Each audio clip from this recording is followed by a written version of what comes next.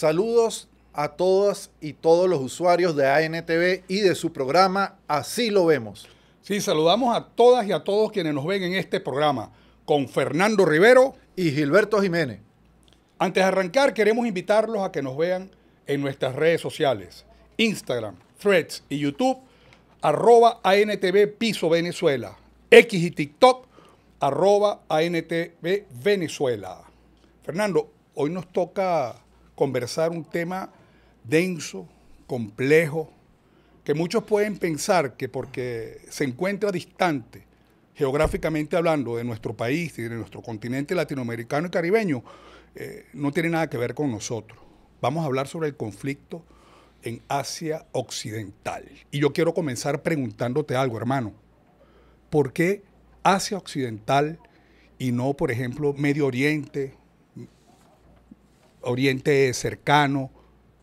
Para que nos cuente. Sí, Gilberto, lo primero que debemos decir es que en un mundo donde impera la globalización económica, donde estamos interconectados de diferentes formas, no solamente a través de la tecnología, lo que sucede en cualquier parte tiene una repercusión en la vida cotidiana de todos nosotros. Ahora bien, Asia Occidental, una región sumida en conflicto, una región sumida también en diferentes guerras y llena de un conjunto de contradicciones con la injerencia de diferentes potencias, cuestión que no es nueva. De hecho, el punto que tú planteabas, ¿por qué Asia Occidental? Bueno, porque obedece una reivindicación de los pueblos de esa área del mundo frente a las potencias colonialistas de Europa, que la llamaron Oriente Medio, tengo acá en mis apuntes, y Oriente Próximo, lo llamaron los anglosajones. De manera que esto de Asia Occidental es una reivindicación de la identidad cultural de esos pueblos y por supuesto también una, digamos, un revés a las concepciones neocoloniales que imperaron en esa zona y que todavía de alguna manera se expresan en los conflictos que allí existen. Y bueno, es el sector Europa que se cree el ombligo del mundo, y esto es importante también reivindicarlo y decirlo así. La visión que ellos tienen del mundo partiendo de donde ellos se encuentran, ¿no? Esa visión eurocentrista. Entonces ellos medían el Oriente Medio, el Oriente cercano, partiendo de esa ubicación geográfica. Así que es importante que ahora, cuando hagamos referencia a esta importante área, un área de una relevancia geopolítica, porque los países que la conforman deben estar alrededor del 30% y cuidado, sino más, de la producción de petróleo, el combustible que mueve al mundo. Todo eso se produce en esa región llamada Asia Occidental y además el tema del comercio mundial. No, claro, y ahí hay varios estrechos, Gilberto. Está el canal de Suez, está el estrecho de Bab el-Mandeb, por donde circula buena parte de la mercadería que pasa precisamente del Mar Rojo al Mar Mediterráneo y por allí se distribuye hacia los países de Europa Occidental, donde precisamente están las grandes potencias. Y fíjate, muy rápidamente hay que decir que Asia Occidental, digamos, ha sufrido, como ya lo comentábamos, la impronta de el neocolonialismo de las potencias occidentales. Cuando se desmembró el Imperio Otomano, luego de la Primera Guerra Mundial, algunos de los países lograron la independencia, otros lamentablemente muy rápido cayeron en, digamos, las políticas coloniales, por ejemplo, de Francia, del Reino Unido, y otros, bueno, sí mantuvieron su independencia y, digamos, lograron sortear con acierto, pero es una región convulsa porque también en el marco de los procesos de descolonización luego de la Segunda Guerra Mundial, bueno, fueron pueblos en lucha. Incluso tú lo comentabas antes y sería interesante que hoy lo retomáramos. Ese emplazamiento, esa cabeza de playa de Occidente colectivo llamada Israel. Bueno, efectivamente nosotros nos damos cuenta cómo en el escenario de este mundo que nos toca vivir, eso me hace recordar una imagen de Mafalda en El Mundo, ¿no? Al tener un globo terráqueo al frente y decía, paren que me quiero bajar. Estamos viviendo en tiempos bien complicados, bien difíciles, en donde, bueno, es evidente que los conflictos no son ajenos a ninguna región. Unos impulsados, como tú lo decías, por esos intereses geopolíticos, económicos, estratégicos que tienen los países europeos y las principales potencias, el hegemón pues, del mundo, los Estados Unidos de Norteamérica, fundamentalmente. Si en Asia Occidental se produjeran papas y zanahorias, yo estoy convencido que no tuviéramos el problema que se está presentando ahora.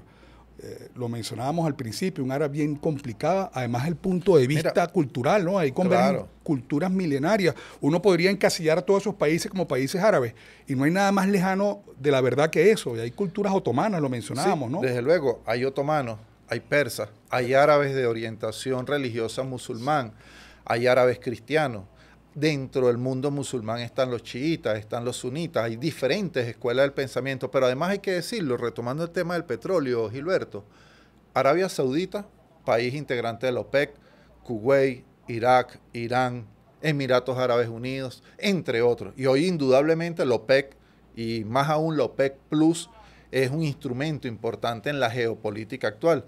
Y lo otro, no menos importante, es que Arabia Saudita tiene 9.8 millones de barriles de petróleo diarios, eso es su producción.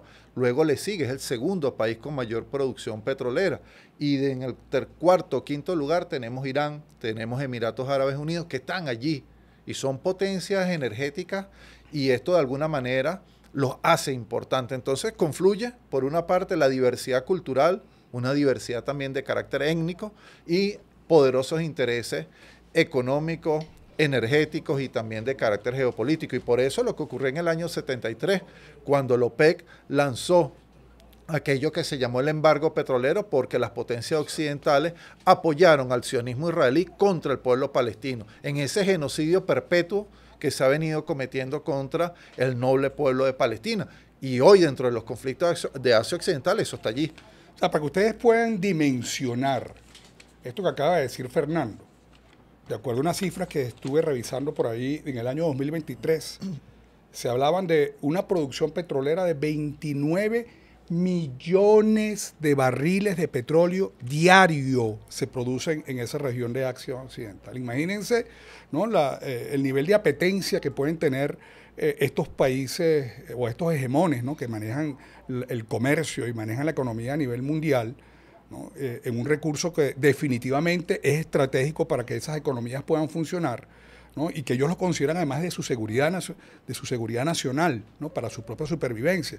Por lo tanto, a ellos no les importa en absoluto el tema cultural, no les importa en absoluto el tema político que pueda haber ahí, y comenzamos a entender el rol que juega Israel, esa nación preempaquetada, ese producto del colonialismo que lanzaron en esta región, que busca justamente implosionar y defender los intereses de los hegemones. Por eso están los gringos casados de alguna forma con un país que está suelto, ejecutando en tiempo real un genocidio sin precedente. Sí, de hecho, esto se remonta a inicio del siglo XX. Debemos decir que ya Mackinder, el llamado padre de la geopolítica, le asignaba en su bosquejo, digamos, de lo que debía hacer Europa, porque su doctrina trata precisamente de los planes desde una perspectiva europea. Bueno, le asignaba una gran importancia a esta área del mundo. Y hoy esa área, Gilberto, tiene diferentes conflictos. Bueno, ahí vemos cómo, por ejemplo, Irán es una potencia regional, Arabia Saudita es una potencia regional, Irán por una parte chiita, Arabia Saudita es sunita, por otras partes pueblos como por ejemplo Palestina, que está en una resistencia, y por otro lado el Líbano, donde está Hezbollah, que ya no es una fuerza político-militar exclusivamente del Líbano. Vemos lo que ha ocurrido con la guerra en Siria, vemos la situación que se está desarrollando en Irak en los actuales momentos. En fin, hay una situación compleja, pero ¿qué sugieres tú? ¿En cuáles de estos países nos podemos centrar, digamos, para focalizar el debate del día de hoy? Yo creo que es importante hablar de lo que de alguna manera tiene la atención del mundo desde octubre del año pasado. Esa confrontación que hay de parte del Estado de Israel en la Franja de Gaza. Palestina. Además, claro, Palestina en general. Y además el impacto. ¿Y algún otro punto? Yemen. ¿Y por qué Palestina? Mano, Palestina sin duda alguna constituye un ejemplo nefasto del impacto terrible del colonialismo. Hay una visión colonial allí y deja desnudo a Europa en primera instancia, porque bueno, siempre los actores, el tema de las colonias han venido mutando en el tiempo. Nosotros en nuestro continente latinoamericano y caribeño tenemos esa dicha de haber expulsado a patadas en aquel momento el imperio más importante de la época, que era el Imperio Español.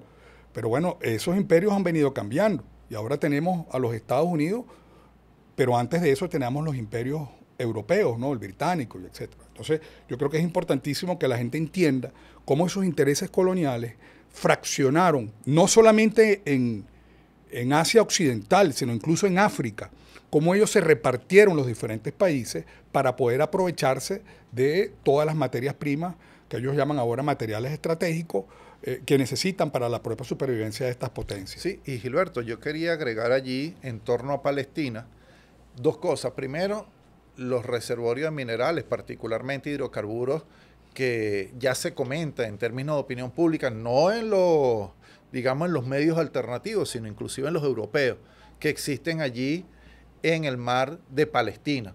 Y lo otro, no menos importante, la importancia de esta área, la relevancia, quiero decir, de esta área de cara a la ruta y la franja de la seda. Pero adicionalmente yo quiero hacer un reconocimiento público, Gilberto, porque se lo merece la resistencia palestina, con toda la tecnología del ejército israelí, de las fuerzas de defensa de ese país, con todo el apoyo de las potencias occidentales, con todo el esfuerzo político y militar de los Estados Unidos, no han podido ni siquiera, luego ya de varias semanas de bombardeo, asedio, de genocidio, no han podido tomar Gaza. Esto requiere una reflexión y yo creo que, y luego lo vamos a ver ahí en las conclusiones, pero yo me atrevería a poner sobre la mesa que lo que están haciendo los palestinos demuestra de que sí podemos derrotar a los grandes imperios, a las grandes potencias, a pesar de su desarrollo científico-técnico y de toda su tecnología militar. Sin duda alguna, un muy mal ejemplo para el mundo. Desde la visión, desde luego, imperial, ¿no? Esto hay que tenerlo claro. Tú lo acabas de decir. No solamente el aparataje de propaganda de las grandes potencias han vendido que son invencibles, que tienen un poderío militar, que tienen poderío tecnológico. Y tú lo acabas de decir, una resistencia de un pueblo que se niega a ser expulsado de su propia tierra, que se niega a ser barrido de la historia. Ahí no hay duda alguna de que está en pleno desarrollo una limpieza étnica. No, desde luego. Y yo agregaría, Gilberto, allí hay un elemento clave. En Palestina se sintetiza un choque, una colisión entre el eje de la resistencia y las potencias imperialistas. ¿Y por qué el eje de la resistencia? Bueno, porque en este momento un conjunto de movimientos, de organizaciones políticas y de gobiernos hacen causa común frente al sionismo y la injerencia extranjera. Allí está Hezbollah, que nació en el Líbano, pero que actualmente ha jugado un papel clave en Siria, participa con las milicias de movilización popular también en Irak contra la ocupación estadounidense, ha brindado asesoría en Yemen, y en Yemen, bueno, por otra parte, hay que decirlo, los Houthis, que es un ejército de descamisados, de gente como nosotros, de gente humilde, de gente honesta, que viene luchando contra una coalición internacional y ahora directamente contra los Estados Unidos y Reino Unido. Y ha logrado una victoria. Un ejército popular que se ha logrado, digamos, erigir y que tiene ya aportes importantes. No solamente porque tiene una incidencia en el Mar Rojo y con ello una incidencia en la geopolítica mundial, sino porque además allí hay unas invenciones tácticas que en el terreno militar son lecciones para los pueblos que están luchando en cualquier parte del mundo. Bueno, por eso hablaba del mal ejemplo. Y esto es bueno recordar lo que hemos vivido, lo que la humanidad ha vivido en los últimos tiempos. Siempre el hegemón, cuando impulsa estas confrontaciones a nivel mundial, hace falta visualizar el malo de la película. Y ese malo de la película también ha venido mutando en el tiempo, ¿no? En tiempos de las 13 colonias en los Estados Unidos, en su fundación, ¿quiénes eran los malos? Los indios. Después de los indios pasaron a ser los vietnamitas. Después de los vietnamitas, en algún momento el comunismo. Los mexicanos. Los mexicanos en ese proceso de expansión que tenían los Estados Unidos, el comunismo. Ahora hablan del terrorismo, que es lo que ellos utilizan como excusa para arrasar con la humanidad. ¿Y quiénes son los terroristas ahora? Hamas, Hezbollah, que muchas de estas iniciativas tienen raíces dentro del mismo hegemón. La misma Guardia Republicana. Efectivamente. De Irán. Es decir, hay toda un esfuerzo comunicacional en las redes digitales, en los medios de comunicación tradicional, por desvirtuar la imagen y con ello la lucha de estos pueblos que hoy están resistiendo en esa parte del mundo. Y ahí debemos decir, más allá de, digamos, de las características religiosas de cada uno de estos pueblos, lo importante allí, creo yo, es que, bueno, los pueblos tienen el sagrado derecho a la autodeterminación. No lo digo yo, lo dice la Carta de Naciones Unidas. Autodeterminación y a defenderse. Desde luego. Y allí, por ejemplo, en Siria, esa guerra se inoculó, ya lleva más de una década, en el marco de la primavera árabe. Allí, sin permiso del gobierno sirio, hay bases militares estadounidenses. En Irak, el gobierno legítimo de ese país ha pedido la salida de las tropas estadounidenses, que están allí desde el 2003. Abajo, en Yemen, se ataca indiscriminadamente con, digamos, desde las embarcaciones, portaaviones, etcétera, al pueblo yemení. Y también lo propio hacen en Irán, donde ese país ha sufrido numerosos ataques terroristas, uno de los más renombrados, el del general Soleimani, donde lamentablemente fue asesinado. Yo creo que es importante que los pueblos, y si esta conversa que estamos teniendo puede contribuir a ello, es importantísimo que ustedes que nos están viendo en esta pequeña pantalla, comencemos un proceso de vacunación contra la gran mediática. Y para nosotros estar vacunados con esas medias verdades y con esas mentiras que pretenden de alguna forma sembrarnos en el consciente y en el subconsciente, es fundamental que nosotros como pueblo reflexionemos. Estas ideas que estamos poniendo... No solo la reflexión, Gilberto, habrá que hacer otra cosa. Reflexión y la acción. Pero primero tenemos que convencernos como pueblo, Fernando. Si tú no estás claro, si tú no estás convencido del juego de la geopolítica, de que aquí lo que se está luchando por, digamos, por prevalecer, un hegemón, por permanecer en el poder y poder controlar el mundo entero, y que hay una fuerza que emerge y que hay focos de resistencia, que yo diría son la luz al final del túnel, ¿no? De alguna forma es como lo más palpable de la dignidad de los pueblos que está ahí. Han venido resistiendo pueblos indígenas en nuestro continente latinoamericano y caribeño, ¿no? Podemos ir a Chile, por ejemplo, ¿no? Y las luchas que están realizando los pueblos indígenas allí, pero también en África resurge la dignidad, ¿no? Con Burkina Faso, Níger, por ejemplo, ¿no? Y vamos más allá y vemos lo que está sucediendo con, lo acabas de mencionar, Yemen, uno de los países más pobres. Y bombardeado por uno de los países más ricos. O sea, algo está pasando, un ejército chico que agarran los fusiles pero en chancleta ante toda la tecnología y les están dando una lección de dignidad al mundo. Así que ahora, no se dejen engañar, metámosle contenido a la cabeza, elementos para la reflexión y empujemos a nuestros gobiernos a actuar. Ahora, Gilberto, fíjate, a propósito de ese ejemplo que nos dan los Houthis, el pueblo de Yemen, es interesante pasar a la acción.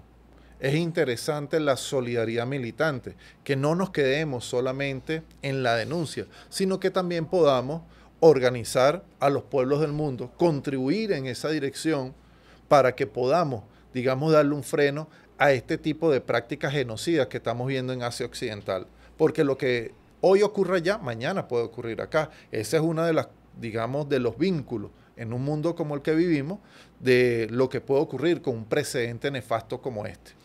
Fíjate, tú hablaste ahorita de las bases militares de los Estados Unidos y esto es un punto al cual siempre he querido hacer referencia. La OTAN, incluso los Estados Unidos, hace pública a través de sus páginas de internet la ubicación geográfica de las bases militares. Y vemos, por ejemplo, cómo en el caso nuestro en Venezuela, porque Venezuela es un país asediado y además somos un peligroso ejemplo de resistencia, hablando de nuestro continente latinoamericano y caribeño, estamos sitiados porque tenemos bases militares en Colombia, 7 bases militares, frente a nuestras costas tenemos bases militares en Curazao y en otras islas. Ahora los gringos otra vez tienen presencia en Ecuador, después que Correa los expulsó. Aunque eso hay que tenerlo, porque hacemos el mapa en el mundial y vemos la ubicación geográfica. Sí. Pero tú dijiste algo bien importante, discúlpame, Fernando. Tú vas hacia el regaño que nos echó Mariana, la productora del programa, sobre las minibases. Eso es importantísimo decirlo, y yo creo que debe entrar en la discusión. Una base militar no es una infraestructura con armas de guerra, con tanques, con ejércitos situados. Tú mencionaste algo que yo es bueno que la gente lo sepa. Una base militar puede ser un cuarto como este estudio. algo pequeño, con algunos aparatos de alta tecnología y que no necesariamente están registrados en ninguna página. Es decir, que no quepa duda alguna que el mundo entero está minado de bases militares de los Estados Unidos. Y ¿por qué no decirlo? El ataque eléctrico que hubo en Venezuela, eso perfectamente pudo haberse realizado desde una base militar escondida en algún lugar de nuestra geografía, Gilberto, por ejemplo. Recientemente Estamos invadidos por los gringos, están en todas partes. los gringos han convertido el mundo en un gran teatro de operaciones, en un teatro para la guerra. Fíjate, hace una semana, poco más, un poco menos, aviones no tripulados dieron de baja en Jordania a 3 militares estadounidenses. El gobierno de Jordania dice que no hay bases militares. ¿Qué ocurre allí? Por una parte, las bases militares estadounidenses están operando en diferentes países de forma clandestina. Pero además, como tú bien lo decías, esto lo han llamado en doctrina militar o las mini bases o las bases liliputenses, como Lilliput, aquella fábula. Entonces, ¿qué ocurre? Hay aviones AWACS, para quienes no están familiarizados con este tipo de aviones, son los que tienen una especie de platillo volador arriba, y con esos aviones se hace inteligencia en tiempo real, mando y conducción de tropas. Eso, por supuesto, tiene conexión con los satélites y permite tomar decisiones. Ahora, como tú bien lo decías, personal reducido, alta tecnología y capacidad de ataque en tiempo real en cualquier lugar. Y eso está ocurriendo. Mira, aquí en Colombia, la base de Palanquero. Allí ese tipo de aviones tienen autonomía de vuelo como para llegar, por ejemplo, a África, ida y vuelta. Entonces, sin abastecerse de combustible, ¿no? Claro, cuando hablamos de autonomía de vuelo es que pueden ir y venir sin necesidad de abastecimiento de combustible. Ahora bien, ¿eso por qué ocurre lo que estamos viendo, por ejemplo, en Jordania? Porque es que toda Asia Occidental está llena de bases militares. De Estados Unidos hay grupos de operaciones especiales. De hecho, el Pentágono ha señalado que allí, en el caso de Palestina, tienen fuerzas especiales tratando de rescatar, digamos, a los militares capturados por Hamas en el marco de la operación de octubre pasado que le dio inicio a esta situación. Que ojo, cuando digo que le dio inicio, sin desconocer que Palestina tiene décadas enteras sufriendo una agresión permanente, una limpieza étnica. Pero en este caso, bueno, la organización política Hamas lanzó un operativo militar y se ha desarrollado esta escalada. No, y que les dio además la excusa de arremeter. Ellos venían haciéndolo desde hace 75 años, ¿no? De manera gradual. Y esa acción que yo creo que reivindica el derecho que tienen los pueblos, legítimo derecho a defenderse, ha sido la excusa para esta arremetida sin precedentes que están haciendo y que ya va por el orden de los 30.000. Tú hablas 30.000 personas muertas, donde el 70% son niños y mujeres. Y ese es el mejor indicio de que lo que se está realizando ahí es una limpieza étnica. ¿Por qué niños? Los niños son el futuro del país. ¿Por qué las mujeres? Porque las mujeres en sus vientres dan vida. Entonces, que no quede duda que lo que se está en desarrollo es acabar con una pregunta a nivel de, digamos, de chiste. ¿Y para qué sirve la ONU? La ONU. ¿Qué es lo que significa la ONU? Organización de las Naciones Unidas. La ONU sirve algo así como para castigar a países que en su justa lucha por la soberanía tratan de, digamos, liberarse de lo propio de las grandes potencias. Allí lanzan declaraciones, plantean, digamos, condenas generales contra el genocidio, pero no se hace nada. Y una prueba evidente de la necesidad de refundar la institucionalidad internacional es que en el Consejo de Seguridad no hay manera de adoptar una resolución para frenar el holocausto que hoy se comete contra el pueblo palestino. Sí, con la justificación del derecho al veto. Si no hay unanimidad en las decisiones, definitivamente todo se tranca ahí. Y fíjate, 5 países en el mundo tienen derecho a veto. De esos 5 en este momento, 2 están bombardeando un país indefenso, que es Yemen.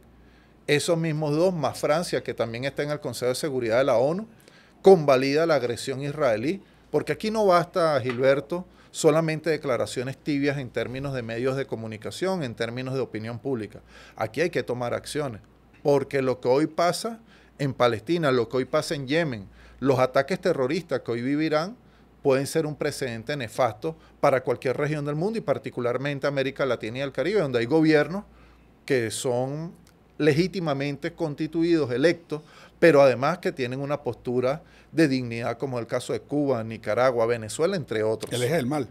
Sí, el eje del mal. Posiciones dignas y posiciones que son incómodas a los intereses del hegemón. Esto es importante tenerlo en cuenta. Tú hablabas del sistema de las Naciones Unidas que tenemos hoy en día, que en días recientes quedó nuevamente desnudo ante el mundo cuando la Corte Internacional de Justicia, con una decisión muy tímida, yo diría que hasta cínica, ¿no?, en mi opinión personal, dice que Israel debe revisar para no cometer genocidio, cuando viene cometiéndolo sin duda alguna desde octubre del año 2023, pero prácticamente inicia una investigación para definir si hay genocidio o no.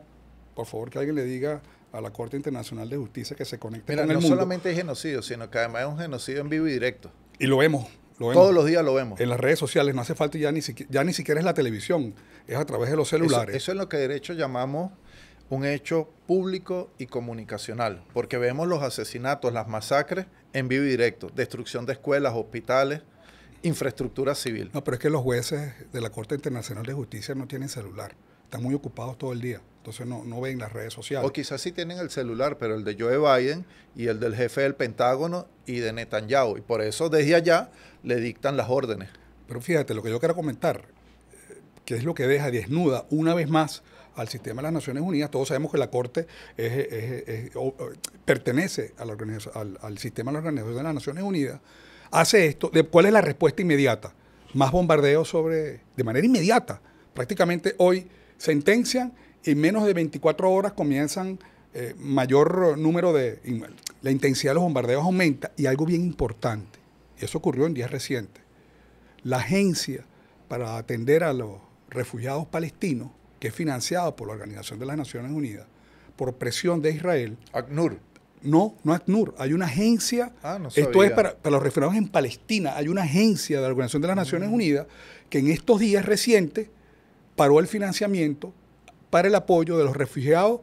ACNUR es a nivel mundial, pero hay una agencia para atender a los refugiados de Palestina que dejó de recibir financiamiento por parte de los Estados Unidos por las presiones que hizo Israel, y detrás de ellos Italia, Australia, Francia, hay como 8 países que comenzaron. Imagínate en esta circunstancia, donde está en un hilo, pende de un hilo la vida y la dignidad de un pueblo que está siendo masacrado, entonces una vez más se ataca, y lo curioso es que ocurre a escasas horas esa es la respuesta pues que hacen las grandes potencias del mundo a quienes no les importa en absoluto la humanidad. Sí, y fíjate, ahí hay un dato curioso. Lo planteamos en una de las ediciones de Así lo vemos. De las grandes empresas destinadas a la comercialización de sistemas de armas y servicios militares, las 5 primeras son estadounidenses. Y si mal no recuerdo, en ese reporte de CIPRI, creo que las otras 2 de esas 15, creo que hay 3 más que son de Reino Unido. En todo caso, la guerra se constituye en un negocio y hoy los pueblos de Asia Occidental la padecen. Ahora, no me quiero imaginar cuando se certifiquen las reservas de litio que han sido halladas allí en territorio de Irán, porque eso va a terminar de agravar la situación y por supuesto que potencia la voracidad de estos países que hoy han llevado a Siria a la guerra, porque recordemos que la guerra en Siria, quiero recalcar, fue inoculada. Y eso fue ISIS. ISIS es el paramilitarismo, como lo conocimos acá en Colombia y ha tenido su impacto en Venezuela y en otras latitudes. El paramilitarismo colombiano fue fruto de las agencias de inteligencia. Y por cierto, allí participó el Mossad israelí. Eso está ampliamente documentado. Bueno, allá ISIS. ISIS operó en Siria, ISIS operó en Irán, ISIS operó en Irak, y no lo digo yo, mira, lo dijo Donald Trump. Trump dijo quién había creado ISIS y que el problema de ISIS fue una creación de los servicios de inteligencia de los Estados Unidos. Y con ese pretexto terminaron de fortalecer los dispositivos militares en estos países. Y por supuesto la amenaza que esto significa para otras naciones, por ejemplo, como el Líbano. Y también Al-Qaeda, que fue otro brazo de la CIA que también está operando en Yemen. Y opera, por supuesto, contra los Houthis. Fíjate, yo me tomé unos minutos de revisar aquí las redes sociales para aterrizar. A ti te sorprendió lo de esta agencia. siglas de esta agencia que conversé ahorita, que da apoyo en Gaza, es la UNRWA. Imagino que son las siglas en inglés de esta agencia, y los países que de manera inmediata retiraron el apoyo siguiendo los lineamientos de Washington. El financiamiento son Italia, Finlandia, Países Bajos, Reino Unido, Japón, Alemania, Francia, Canadá, Suiza y Australia. Y ellos no son los que hablan de derechos humanos. Derechos humanos para ellos. Y todos estos países la doble moral. Son OTAN. Y Australia no es OTAN, pero es parte de AUKUS, que no es otra cosa que el dispositivo militar conformado entre Reino Unido, Australia y Estados Unidos para controlar el área del Indo-Pacífico. Son ellos los que están desarrollando en este momento submarinos de propulsión nuclear para que operen allí. Son ellos los que están construyendo, digamos, todo un arco, un perímetro de bases militares para tratar de contener a China. Pero te quería decir, no todo, a pesar del esfuerzo que ellos hacen, digamos, no todo les está saliendo bien. Arabia Saudita está distante hoy de Estados Unidos. En meses recientes se sentó con un adversario regional importante que es Irán, pero ambos países hoy están en los BRICS. Yo creo que son señales que nos dan a nosotros, a pesar del desastre que estamos viendo en la humanidad, que nos hacen ser un poquito optimistas, ¿no? No solamente por los focos de resistencia que están surgiendo, y repito, ejemplos de dignidad. Yemen, que seguramente usted ya ha visto en los medios de comunicación que ahora son los terroristas, son los asesinos, ¿no? Y así como y yo siempre me retrotraigo a la realidad venezolana, así como le pusieron precio a la cabeza de nuestro presidente Nicolás, al presidente de la República Bolivariana de Venezuela, le pusieron precio a su cabeza y a dirigentes políticos. O sea, siempre secuestraron a un diplomático, de secuestraron, y además quedó evidenciado que fue un juego político por parte de los Estados Unidos. Entonces yo creo que ante esas circunstancias que están ocurriendo en el mundo, comienzan a fortalecerse los focos de resistencia, que son los que usted va a ver en CNN, en la BBC y en otros medios que pretenden sembrar en el subconsciente una sola realidad. Y esto es importante decirlo, esos son los malos de la película. Gilberto, una cosa, fíjate, si ahorita nos estuviera viendo alguien desde Managua, desde Ciudad de México, desde Sao Paulo, desde Bogotá o desde Caracas, Venezuela, de cualquier parte de América Latina y el Caribe, y nos dijeran, nos sintonizaran aquí en ANTV, así lo vemos, y nos preguntaran por qué es importante lo que allá está pasando para nosotros. ¿De qué manera impacta eso? ¿Qué le podríamos decir? Yo tengo algunas ideas, pero lanza tú algunas. No, ya tú lanzaste el tema. No, yo diría lo primero, las rutas comerciales, en la misma medida que hay conflicto en una de ellas, eso tiene un impacto en la estructura de costos. Un ejemplo, lo que ocurrió con el trigo.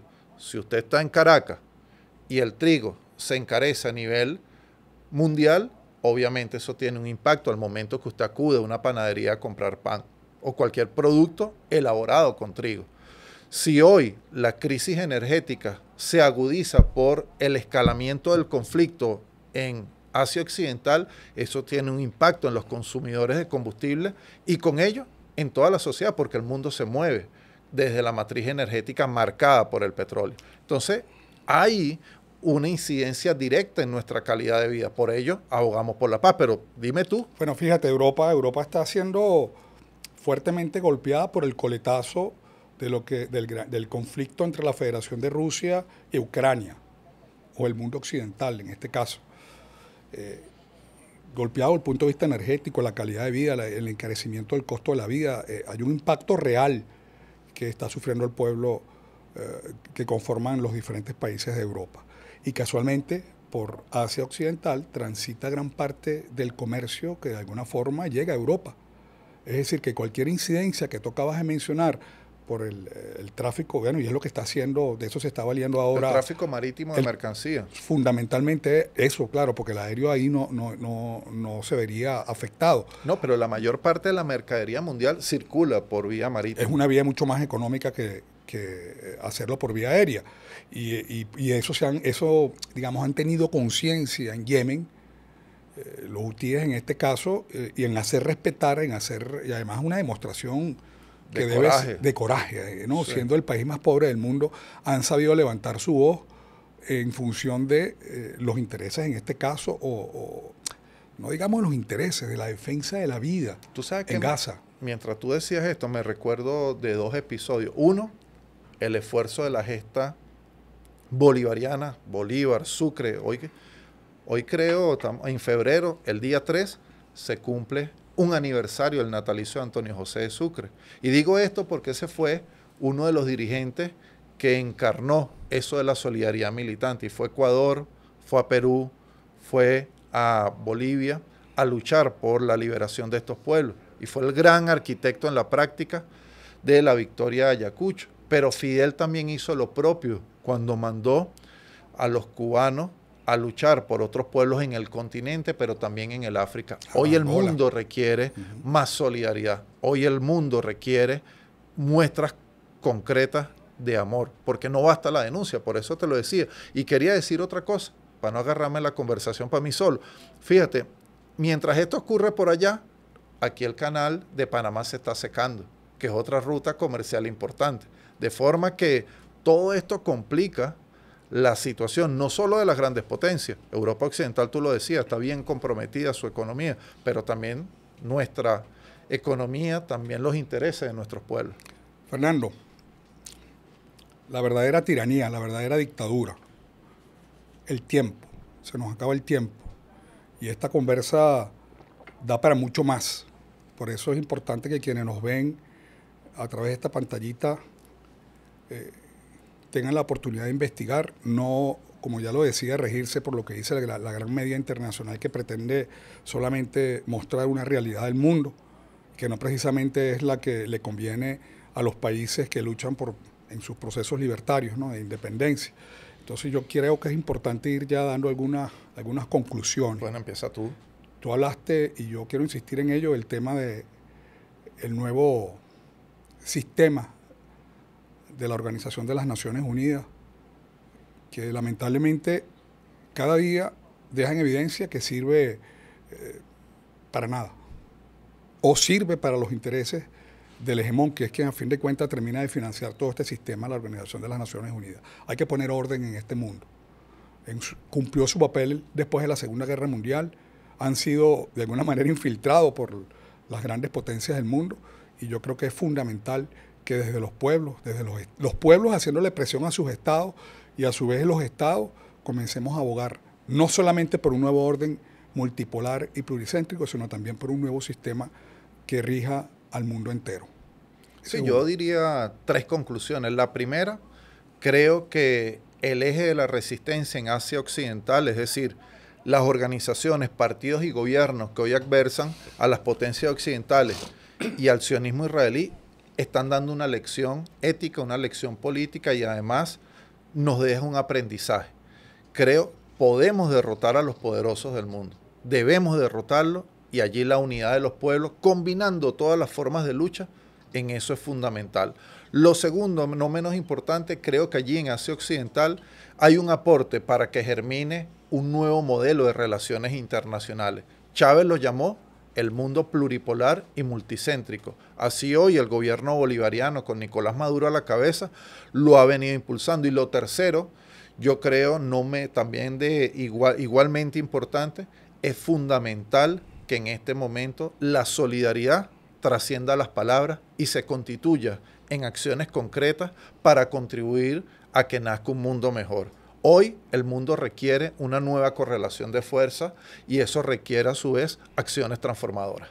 Yo creo que podemos cerrar también diciéndole al pueblo venezolano que si usted ve esa realidad a través de las pantallas de CNN, de Fox News, de la BBC de Londres, dude e infórmese, porque definitivamente son parte de todo el sistema de propaganda que pretende desvirtuar la realidad que se está viviendo en la humanidad. En este tema del conflicto en Asia Occidental, así lo vemos. ¿Cómo lo ven ustedes? Con Gilberto. Y con Fernando.